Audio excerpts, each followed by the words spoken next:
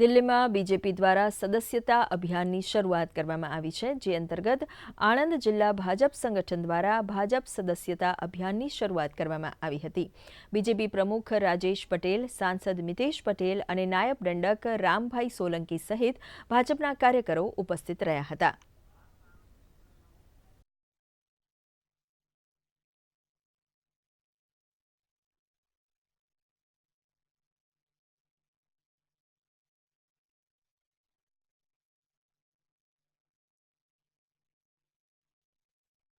ભારતીય જનતા પાર્ટીના સંગઠનના સૌ પદાધિકારી સાથે આજે લોન્ચિંગનો કાર્યક્રમ છે. આપ સૌએ જાણો છો કે 6 વર્ષે ભારતીય જનતા પાર્ટી સદસ્યતા અભિયાનમાં પ્રાથમિક સદસ્ય રિન્યુઅલ કરવાનું હોય છે. આદરણીય પ્રધાનમંત્રી નરેન્દ્રભાઈ મોદી સાહેબે શરૂઆત કરી.